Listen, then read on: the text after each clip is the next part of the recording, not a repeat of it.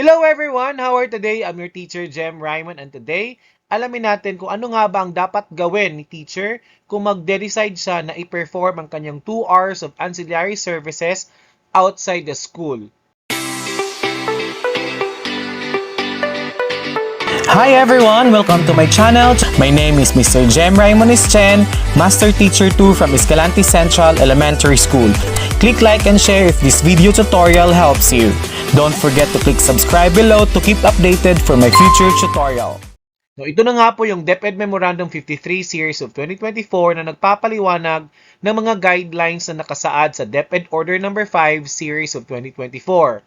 Pero sa video na to, magpo-focus muna tayo kung ano ang gagawin ni teacher o ng school kung magdedesisyon si teacher na mag-render ng kanyang ancillary services sa labas ng paaralan. No, sabi dito, ang teacher ancillary task ang kokompleto sa 8 oras na workload ng teacher kada araw.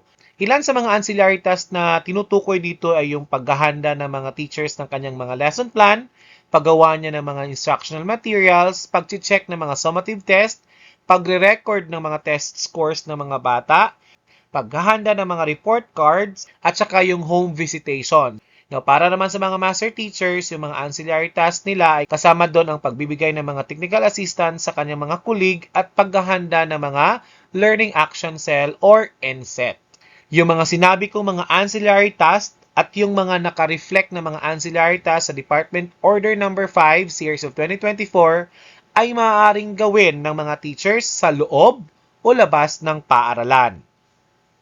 Now, ayon sa Section 2, Letter C ng Department Order No. 16, Series of 2009, kapag natapos ng guro ang kanyang 6 na oras na aktwal na pagtuturo at ito ay naitala sa kanyang daily time record, maituturing na kumpleto na ang required working hours ng guro at hindi ito dapat i-consider na undertime at hindi dapat mabawasan ang kanyang sahod.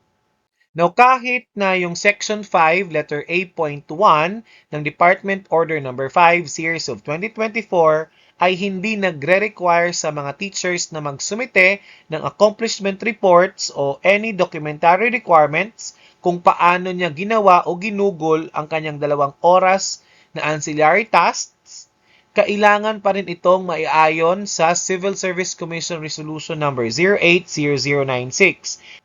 Ayon sa resolution na to, itinakda yung Department of Education na magkaroon ng mekanismo or mechanism para masubaybayan ang mga output ng mga guro kapag gumagawa sila ng mga gawain sa labas ng paaralan.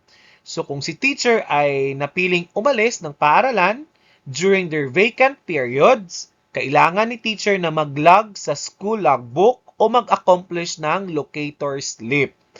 Sa logbook na to o sa locator slip na to, dapat niyang ilagay yung mga dahilan kung bakit siya aalis ng paaralan. Of course, dapat may kinalaman nito sa kanyang ancillary task. Yung original na copy o yung photocopy ng mga documents na to, for example, yung photocopy ng locator slip ay kailangang i-attach sa Daily Time Record or DTR. Na kung pipiliin ni teacher na gawin yung kanyang ancillary task bago o pagkatapos ng lahat ng kanyang klase, kailangan niyang mag-submit ng Certificate of Undertaking na i-attach niya sa kanyang Daily Time Record or DTR. Now, ang mga school heads in coordination sa mga master teacher ay maaaring gumamit ng mga umiiral na mga mechanism upang masubaybayan yung mga output ng mga teachers.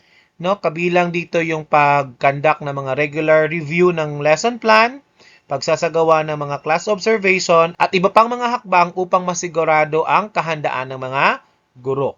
Now, let's have the summary of the templates na makikita natin sa huling bahagi ng DepEd Memorandum 53 na may kinalaman sa paggawa ng teacher ng kanyang ancillary tasks outside the school.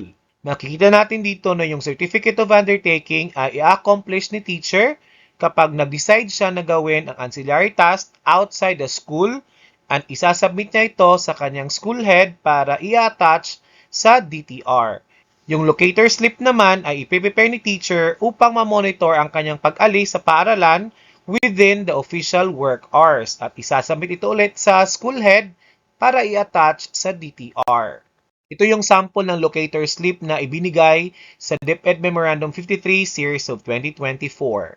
Ito naman yung sample ng Certificate of Undertaking na kasama pa din sa Department Memorandum Number 53 Series of 2024. So that's all for this video, teachers, and thank you so much for watching. Till next time, keep safe everyone!